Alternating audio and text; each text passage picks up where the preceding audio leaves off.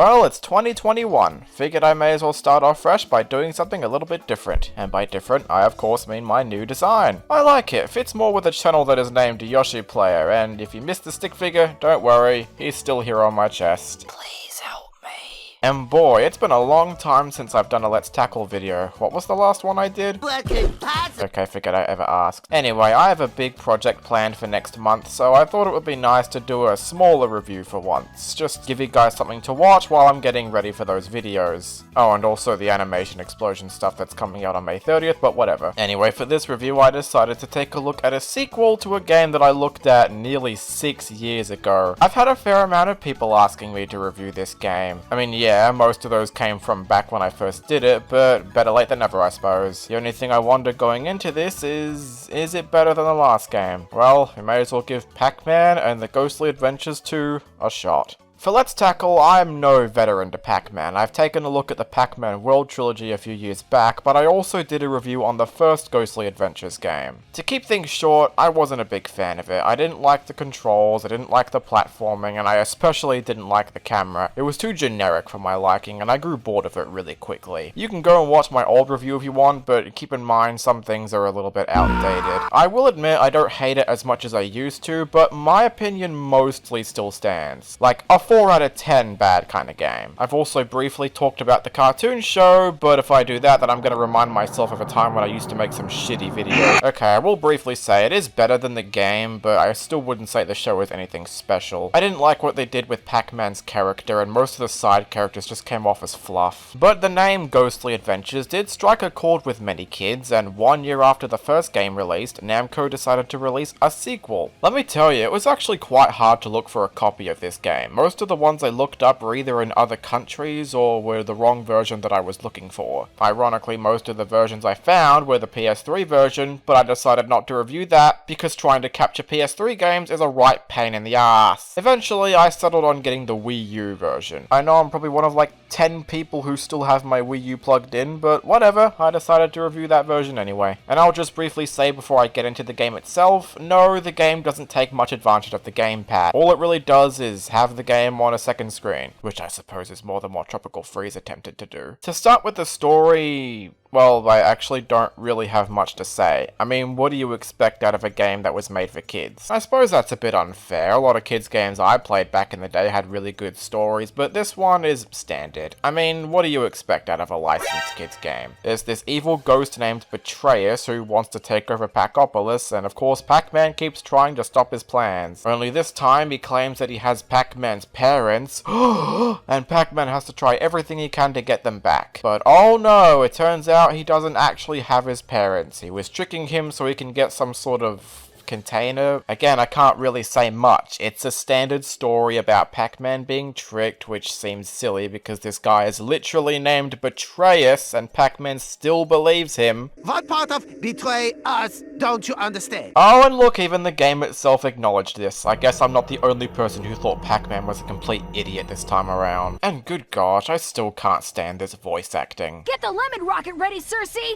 I've gotta go and rescue them! What was with that bad habit of just giving these sort of kid characters these cool and radical voices? Were they trying to make Pac-Man look more marketable to kids? Why do that? He's one of the most iconic video game characters of all time. What's the need in making the character look more marketable? Anyway, that's as far as the story goes. I'm not gonna go too much into it because, again, standard story for a kids game, but at least it's not horrible. Pac-Man is an idiot, yes, but I suppose you could do worse than this. Now time for the actual gameplay, and well, it's definitely a bit different than last time. Instead of being an open world platformer with a camera that you can move at will, Ghostly Adventures 2 has a more linear based gameplay style, kinda like Crash Bandicoot now that I think about it. You still go through levels trying to eat ghosts and use power-ups to solve basic platforming sections, but structurally speaking, it is different. And now you get points for everything you do in the game. I think there were points in the first game, but here everything you do earns you points, including eating ghosts and collecting fruit. One of my favorite things to do is pressing the X button to scare the ghosts, making them blue, and then racking up hundreds and thousands of points. I mean, yeah, all I'm doing is earning points, but it's oddly satisfying. But if you ask me, the biggest benefit of this game being more linear is the camera. Because you could move it in the last game, there were a lot of instances where it got stuck on certain walls or it would just go absolutely nuts. Here, because the game is more linear, the camera is fixed. You can't move it anymore and it just follows wherever Pac-Man goes. And I think it works better for this sort of gameplay, because one of the main things you'll be doing is eating tons of ghosts in a certain area, and because the camera is fixed, it's not as tedious as last time, where I would just start eating ghosts and then had no idea where the other ones was because I was too focused on a certain one. There are a few minor differences as well. You can actually collect fruit in hidden parts of levels. Most of them are pretty easy to get, but there were a handful of them that I had no idea where they were and required me to think outside the box. Well, as far as the game would let me, it's still pretty simple in its design. But yeah, you can collect fruit in each level, and depending on how many points you get, it gives you a tally at the end. I thought the medal you earned depended on how much fruit you actually got, but no, it was more about how many points you actually earned, because there were a couple levels where I found all 3 fruit, but still got a bronze medal. Way to reward me for my sense of curiosity. There are also several challenges you can do which require power pellets. Most of them are pretty basic, but there were a few that I thought were pretty fun. Yep, you heard right, I actually used the word fun in a Ghostly Adventures game. What has this world come to? Aside from the challenges, the level design itself, at points, got a little bit creative. There were a number of sequences that kept me on my toes, although I don't know if it's because of the level design or certain physics screwing me up, but I felt the control was a lot more polished. There's a consistent smooth pace to the platforming and I like it, but although there were a few instances where the game kept me on my toes, most of the level design is pretty basic. But I don't know about that. There are plenty of games I played as a kid which had a lot more interesting level design. And yes, I'm even talking about the licensed kids games like Battle for Bikini Bottom. I counted a number of instances where they put these obstacles in your way and they are incredibly easy to go through because of how you control Pac-Man. He's extremely floaty when he jumps, and when you top that off with a double jump as well as the ability to chomp which gets you forward, it makes the platforming at times a complete joke. Like look here for instance, I copied that element from Mario Galaxy where if you jump the platforms rotate, but it's such a joke because the platforms themselves are really small, and again, because Pac-Man can double jump, it made these segments a joke. If this was in a Crash Bandicoot game where you only had one jump to deal with, then that would have been fine, but because of the smoother controls, it actually does damper the level design a bit. And yeah, it's not original to say that some elements copy parts from other games. Which leads me to the power-ups. Pretty much all of the same power-ups return from the last game except for Balloon Pack, to which I say thank God because it keeps reminding me of this. Man, I'm a me.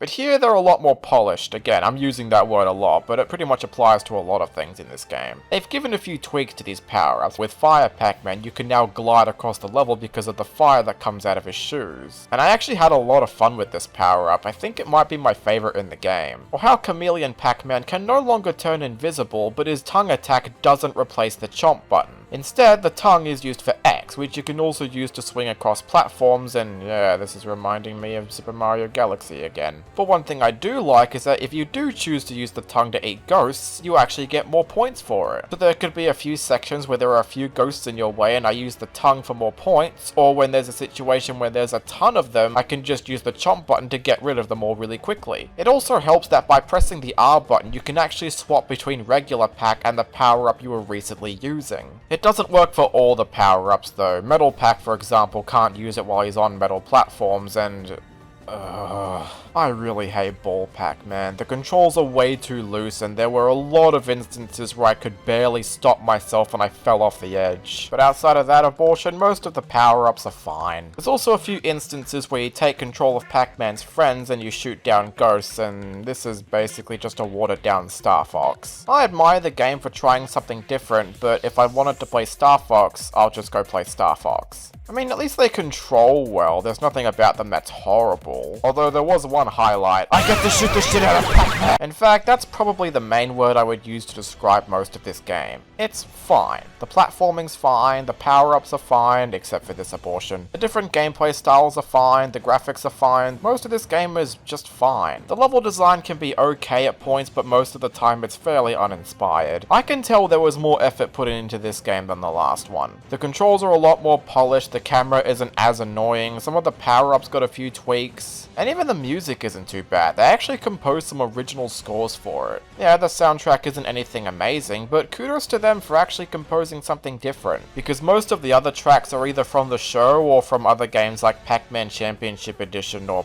Pac-Man Party. Does anyone remember that? Yeah, there were a few glitches I experienced. I can't begin to count the number of times where I clearly ate this ghost, but I somehow still got hit by its projectile. And the less I say about these bastard shield ghosts, the better. But truth be told, after a few hours of playing, I decided to just stop. No, I didn't beat this game. I could beat it at some point. I believe I got the most out of this game. I don't know if anything changes afterwards, but I wouldn't be surprised if it doesn't. Despite some of the positives, I got rather bored of this game quickly. But again, I don't think Ghostly Adventures 2 is as bad as the last game. I'll state that right now. Pac-Man and the Ghostly Adventures 2 is a lot better than the last game. And in terms of the Ghostly Adventures name, it's probably the best thing to ever come out of it. If you've got kids, or if you are a kid, you might like it fine. But I don't think it has a chance of competing with the World games. Yes, even Pac-Man World 3 for all of that game's problems. Ghostly Adventures 2 isn't bad, it's just a standard platformer. All I can say is that it's better than the last game,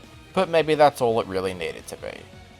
And I think that's it. I think that's every 3D platformer that Pac-Man has ever had. I heard that this game was supposed to get a sequel, but that never came through because the Ghostly Adventures name pretty much died off. The last episode that aired was in 2016 and there hasn't been a new episode since. I don't even think they completed that story arc of whether or not Pac-Man finds his parents. And outside of the first Ghostly Adventures game, none of these games are bad. I think you could give them a shot if you wanted to. I especially recommend Pac-Man World 2, that's my favourite of the bunch. World 1 is also a great time, and even Ghostly Adventures 2 and World 3, while not bad, still have some good things to them that warrant at least one shot. I'm sort of happy that this game wasn't as bad as I thought it was gonna be. I mean, it could have been worse, so yeah, I'm gonna take a small break from Let's Tackle. I want to finish that big video for June, as well as those Animation Explosion videos. But as for what game I'm gonna review next time, well, I think I've delayed the inevitable enough. I think next time we're finally gonna take a look at Spyro, A Hero's— oh god!